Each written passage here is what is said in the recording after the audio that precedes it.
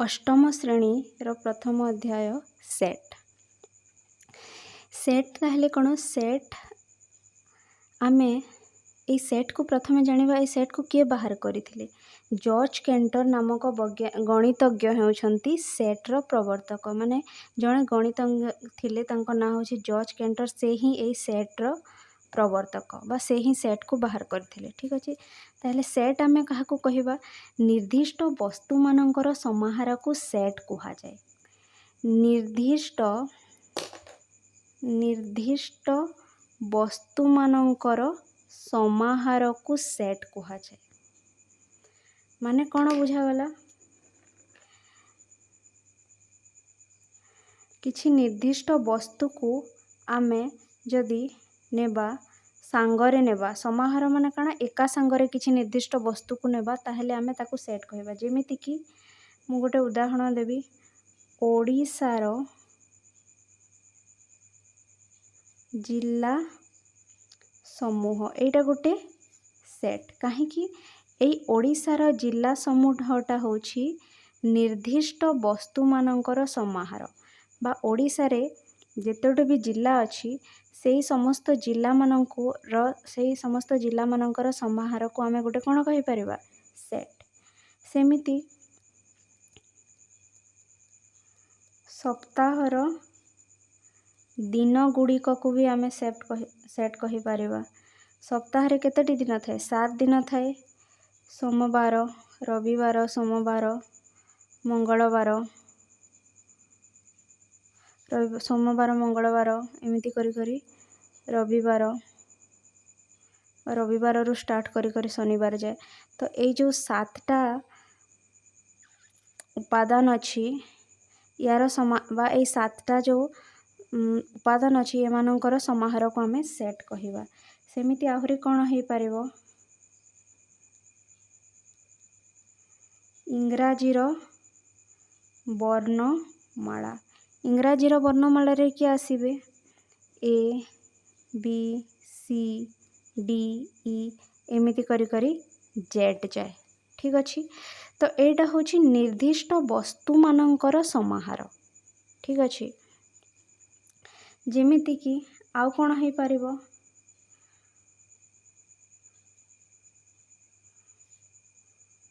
समस्त गणन संख्या समूह याकू भी आमे गोटे कोन कहि परिबा? सेट। गणन संख्या रे कि आसीबे? 1 2 3 4 एमिति करी। तो एमाने भी गोटे कोन तैयारी करिवे? सेट। ठीक अछि। ताहले सेट काहाकू कहा जाए बुझा गला? निर्दिष्ट वस्तु मानकर समाहार को सेट कहा जाए। ठीक अछि। ताहले आमे कहि परिबा कि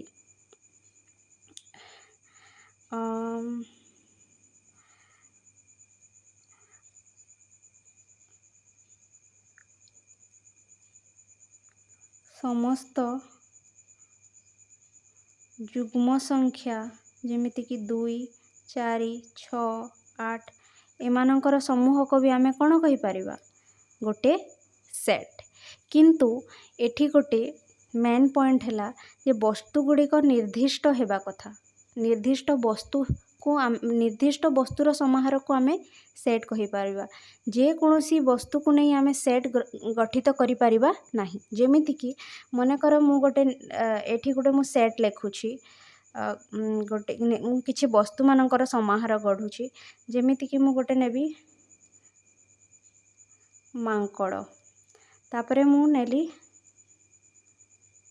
अंगूर, तापरे नेली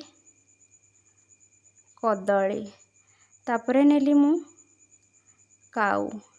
या को आमे गोटे सेट कहिबा कि ना? काहे कि या को आमे सेट कहिबा नहीं? काहे कि ना एठी निर्दिष्ट वस्तु नाहंती। ठीक अछि। मांकड़ हेउछि गोटे पशु, अंगूर हेउछि गोटे फल, कदली हेउछि गोटे फल आ काऊ हेउछि गोटे पक्षी। एमाने निर्दिष्ट प्रकारर गोटे प्रकारर वस्तु नुहंती। तेणु एमानकु नहीं आमे गोटे सेट कहि परिबा नाही। किंतु जदि मु एठी लेखिबी मांकड़, ठीक अछि, ଭାଲୁ, ବାଘ ଓ ସିଂହ ଦଳ ଏମାନଙ୍କୁ ଆମେ ଗୋଟେ ସେଟ୍ କହିପାରିବା କି?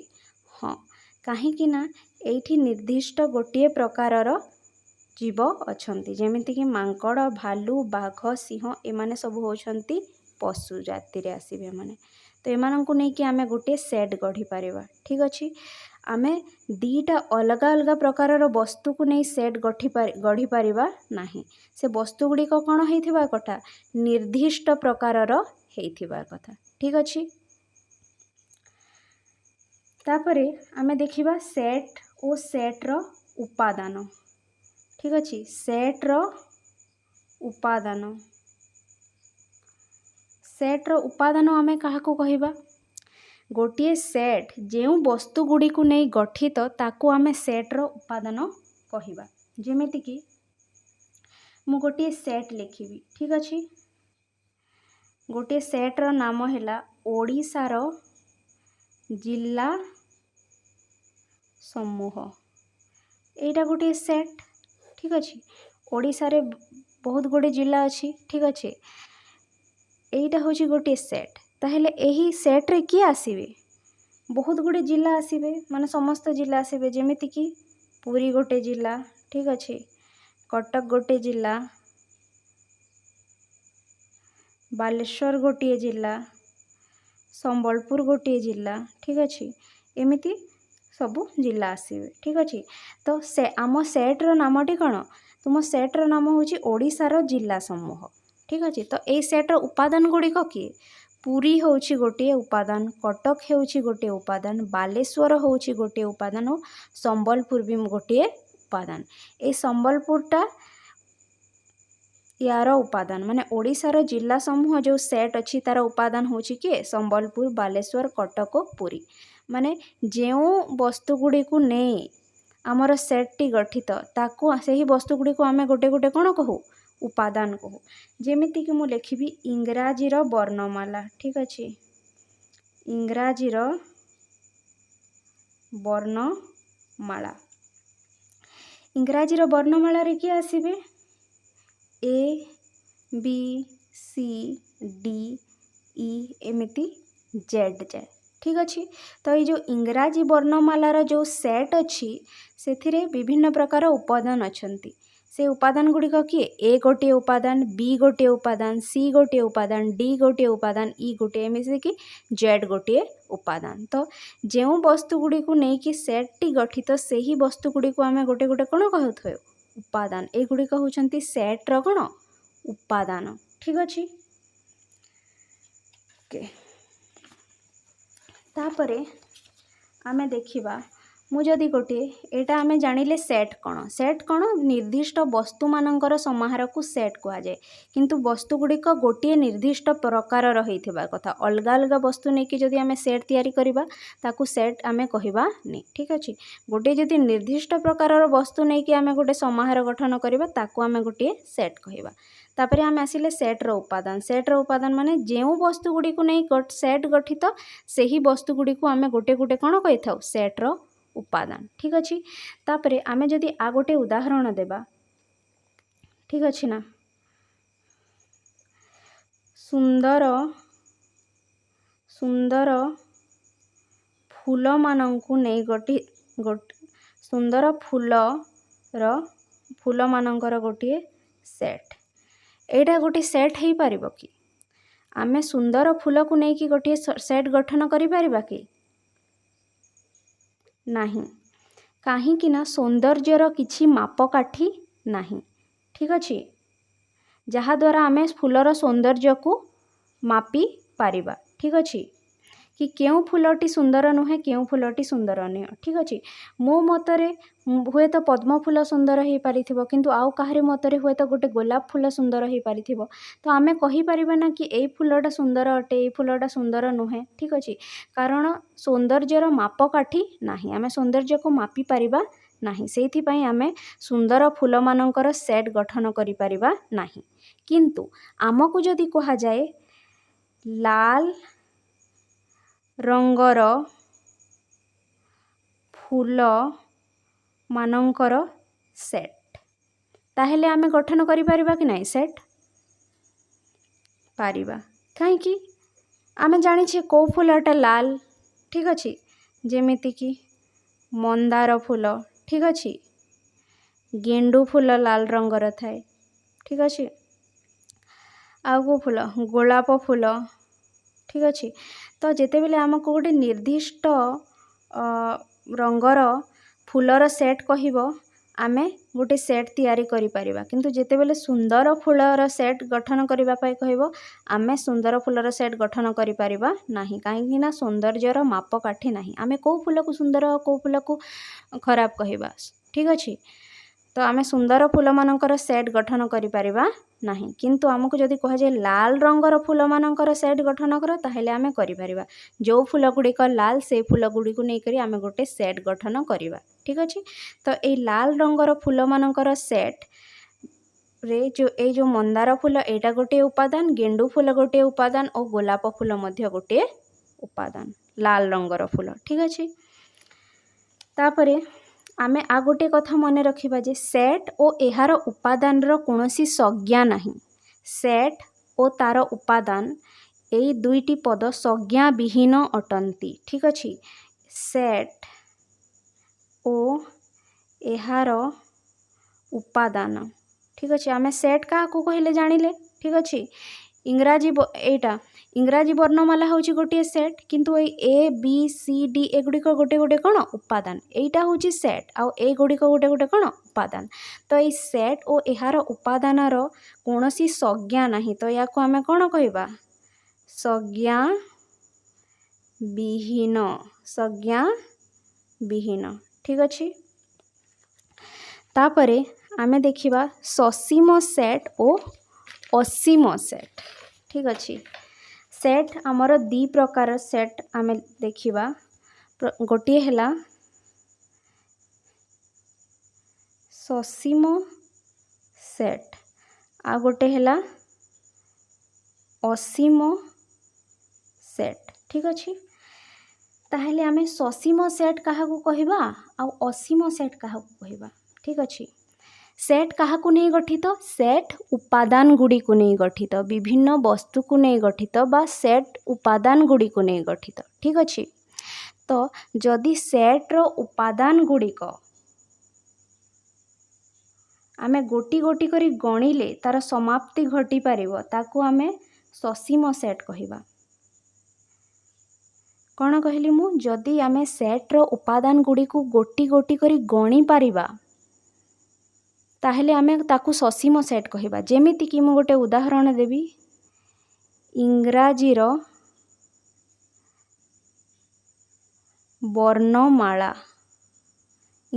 ବର୍ଣ୍ଣମାଲା, ଏଇଟା ହେଉଛି ଗୋଟିଏ ସସୀମ ସେଟ୍।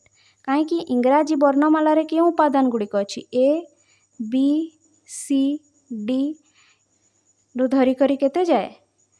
Z ଯାଏ। ତ ଏଇ ଉପାଦାନ ଗୁଡ଼ିକୁ ଆମେ ଗଣିପାରିବା ନା ନାହିଁ? ଗଣିପାରିବା। କେତେଟି ଉପାଦାନ ଅଛି? A ରୁ B ଯାଏ 26ଟି ଉପାଦାନ ଅଛି, 26ଟି। ତ ଯେତେବେଳେ ଆମେ ଗୋଟିଏ ସେଟ୍ର ଉପାଦାନ ଗୁଡ଼ିକୁ ଗଣିପାରିବା, ଠିକ୍ ଅଛି ନା, ଗୋଟି ଗୋଟି କରି, ଆଉ ତାର ପରିସମାପ୍ତି ଘଟିବ, ଯେମିତିକି ଏଇ କେସ୍ରେ 26ଟି ଉପାଦାନ ଅଛି। ତ ଏହାକୁ ଆମେ କ'ଣ କହିଲେ? ସସୀମ ସେଟ୍। ତ ଇଂରାଜୀ ବର୍ଣ୍ଣମାଲା ହେଉଛି ଗୋଟିଏ ସସୀମ ସେଟ୍, ଠିକ୍ ଅଛି। କିନ୍ତୁ ଆମକୁ ଯଦି କୁହାଯାଏ କି ତୁମେ ଗଣନ ସଂଖ୍ୟାର ସେଟ୍, ଯଦି ଆମେ ଗଣନ ସଂଖ୍ୟାର ସେଟ୍କୁ ଦେଖିବା, ଏହି ଗଣନ ସଂଖ୍ୟାର ସେଟ୍ଟି ହେଉଛି ଗୋଟିଏ ଅସୀମ ସେଟ୍। କାହିଁକି? ଆମେ ଗଣନ ସଂଖ୍ୟାକୁ ଯଦି ଗୋଟି ଗୋଟି କରି ଗଣିବା, ତାହେଲେ ଗଣନ ସଂଖ୍ୟାର ପରିସମାପ୍ତି ଘଟିବ କି ନାହିଁ? ଆମେ ଜାଣିଛେ ଗଣନ ସଂଖ୍ୟାର ସେଟ୍ ଗୋଟିଏ ଅସୀମ ସେଟ୍। ଯେମିତିକି ମୁଁ ଗଣନ ସଂଖ୍ୟାର ସେଟ୍ ଯେତେବେଳେ ଲେଖିବି, କ'ଣ ଲେଖିବି? 1 2 3 4 5 ବା 5 6 7 8 କେତେ ଯାଏ ଲେଖିବି? ମୁଁ 100 ଯାଏ ନା 1000 ଯାଏ ନା କେତେ? 10,000 ନା 1 million ନା 1 crore, କେତେ ଯାକ ଲେଖିବି? जेते लेखिले भी जदि आमे आउ गोटे एक जोड़ी देवा सेठिरे से संख्याटा बढ़ी जीव। तो गणन संख्या केबे भी सरेनी, गणन संख्या केबे भी सरेनी। गणन संख्यार उपादान गुड़ी को जदि आमे गणी गणी चलिबा तार केबे भी परिसमाप्ति घटिबो नाही, से बढ़ी चलीथिबो गोटिए गोटिए। तो एठी जेहेतु गणन संख्यार सेट माने को आमे गणी पारिबा नाही, तार समाप्ति नाही, तेणु गणन संख्यार सेट को आमे गोटे कोन कहबा, असीम सेट। बुझीला, जेउ सेट रो उपादान गुड़ी को आमे गणी पारिबा, जहार परिसमाप्ति घटिबो बा आमे पूर्ण रूप से गणी पारिबा, ताको आमे ससीम सेट कहबा। और जेउ सेट रो उपादान गुड़ी को आमे गणी पारिबा नाही, जहार समाप्ति नाही, से चलीथिबो, ताको आमे असीम सेट कहबा। ठीक अछि। जेमिति आहुरी जदि आमे उदाहरण देखिबा, ससीम सेट आ असीम सेट रो, ससीम सेट एपटे लिखिबा आमे असीम सेट। सेमिति आहुरी कोन हे पारिबो, ससीम सेट रे आमे कोन लिखि पारिबा, जेमिति कि सप्ताहर दिन गुड़ी को नहीं आमे गोटे सेट गठन करि पारिबा। जेमिति कि रविवार रु केते जाए, शनिवार जाए, टोटाल केतेटी दिन अछि, 7टी दिन अछि। टोटाल केतेटी दिन अछि, 7टी दिन अछि। तो आमे गणी पारिले ना, यार परिसमाप्ति घटिला, तो एटा आसीबो ससीम सेट रे। किंतु मु जदि कहिबी तारा गण, ठीक अछि, तारा गण बा आमे कहि पारिबा कोन, तारका पुंज। तारा गण बा आमे कहि पारिबा तारका पुंज। तारका पुंज मानकर सेट ससीम सेट हेबो ना असीम सेट हेबो, असीम सेट। कहीं ना आमे तारा गणी पारिबा कि, समस्त तारा को आमे गणी पारिबा कि, संभव नुहे, बहुत गुड़े तारा थाए। ठीक अछि। तो सेई तारा गुड़ी को जेहेतु आमे गणी पारिबा नाही, ठीक अछि, तार परिसमाप्ति घटिबो नाही, तो ताको आमे कोन कहिबा, असीम सेट। तो जहा को आमे जहार उपादान को गणी पारिबा सेई सेट को कहिबा ससीम सेट, आ जेउटा को गणी पारिबा नाही ताको कहिबा असीम सेट। सेमिति आउरी बहुत गोटे उदाहरण हेई पारिबो। ठीक अछि।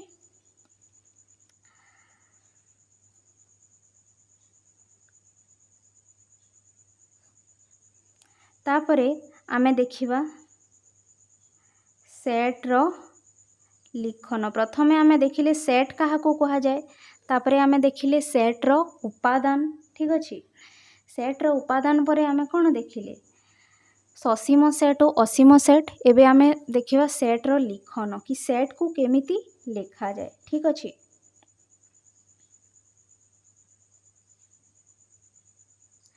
सेट को लेखिबार दुईटी पद्धति थाए। कौन थाए, सेट को लेखिबार दुईटी पद्धति थाए। सेट को आमे दुई प्रकार लेखि पारिबा। प्रथम पद्धति को कहा जाए तालिका पद्धति, द्वितीय पद्धति को कहा जाए सूत्र पद्धति। ठीक अछि। तो आमे गोटे गोटे करी देखिबा। फर्स्ट देखिबा आमे तालिका पद्धति। आमे गोटे सेट को केमिति तालिका पद्धति रे लेखि पारिबा। ठीक अछि। जेमिति कि आमे गोटे उदाहरण नेबा। ठीक अछि। जेते बेले तो प्रथमे आमे देखिबा तालिका पद्धति कहा कहा जाए। ठीक अछि। जेते बेले आमे तालिका पद्धति रे लेखु, तो आमे केमिति लेखु, आमे ताहाकू कुटिल बंधनी मध्य रे लेखु। ठीक अछि। जेते बेले तालिका पद्धति रे गोटे सेट लेखु, तार उपादान गुडी को आमे कुटिल बंधनी मध्य रे लेखु। ठीक अछि। आउ कोन करू, कुटिल बंधनी मध्य रे कमा दे दे लेखु। ठीक अछि। कुटिल बंधनी मध्य रे लेखु और कमा दे दे लेखु। जेमिति कि मु गोटे सेट कहिबी, उदाहरण जदि आमे नेबा, गोटे सेट रो ना हैला ए। ठीक अछि। एही सेट टाकू मु कहिबी, एई सेट गुटीटा हो, एई सेटटा होची सप्ताहर दिन गुड़िकर सेट।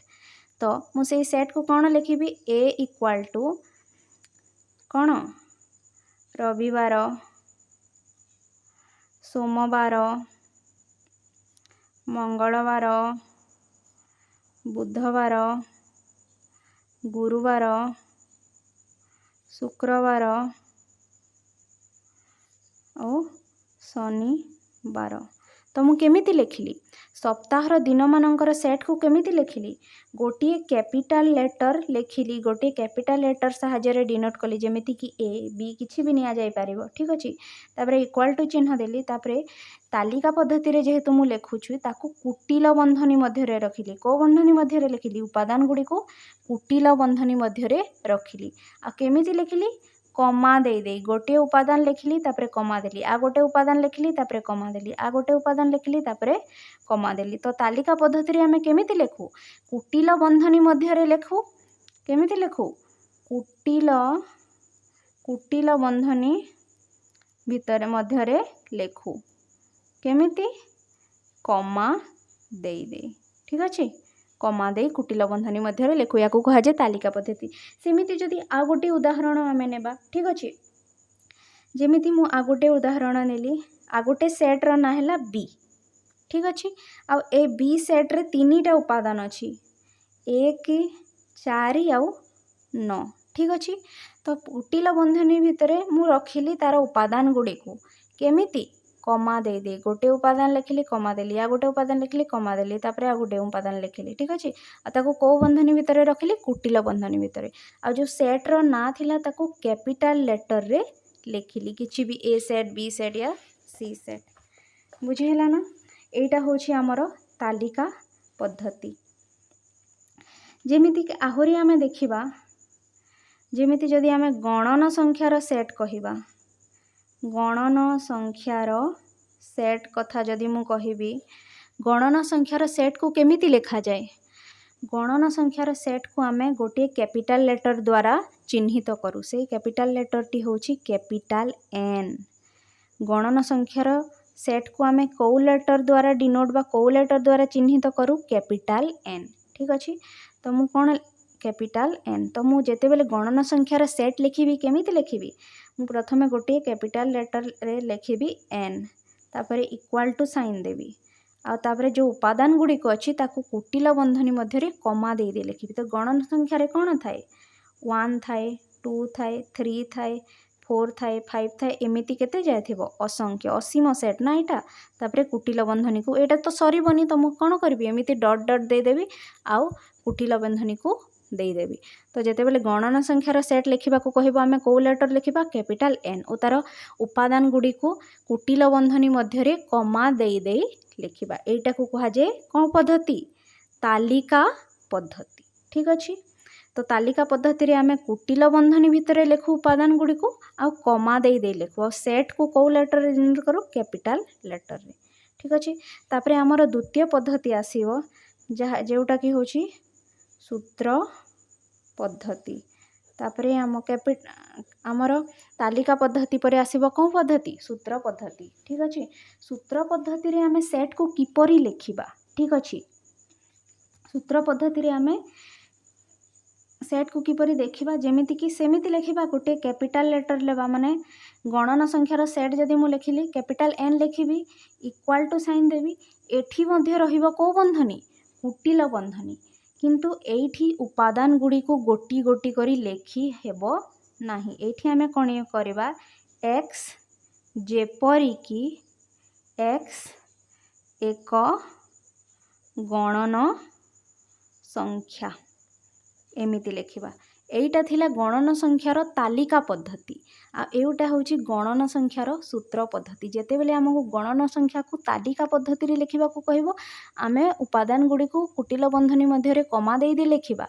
किंतु जेते बेले हमकु सूत्र पद्धति रे लेखिबा को कहबो आमे उपादान गुडी को लेखिबा नाही आमे केमिति लेखिबा x जेपरी कि x एक गणन संख्या ठीक अछि सेही परी z जदि लेखिबा आमे मु जदि z को ठीक अछि मु जदि z को एठी मु जदि z को एठी लेखुची z को जदि मु तालिका पद्धति सहाय्य रे लिखिबी z माने कोन पूर्ण संख्यार सेट ठीक अछि पूर्ण संख्या रे कोन आसे 0 आसे प्लस माइनस 1 माने +1 भी आसे -1 भी आसे +2 भी आसे -2 भी आसे एमिति करी करी डॉट डॉट डॉट डॉट आ कोन लिखिबी कुटिल बंधनी ठीक अछि एटा थिला तालिका पद्धति एटा होची पूर्ण संख्यार सेट को आमे z कहू तो जेते बेले मु तालिका पद्धति रे लिखिबी कोन कुटिल बंधनी मध्य रे कमा दे दे लिखिबी 0 +1 -1 +2 -2 एमती +3 -3 असीम सेट जेहेतु एटा चली ठीक अच्छे। किंतु जदि मते पूर्ण संख्या को सूत्र पद्धति साहाय्य लिखा कहगला मुझे लिखी x जेपरिक x एक कौन पूर्ण संख्या बुझेगा ना। तो यहीटा थिला तालिका पद्धति और सूत्र पद्धति। तालिका पद्धति रे आमे कमा दे दे उपादान गुडी को लिखु किंतु सूत्र पद्धति रे आमे उपादान गुडी को न लिखिकी एमिति लिखु x जेपरिक x एक गणन संख्या बा x जेपरिक x एक पूर्ण संख्या ठीक अच्छे ना।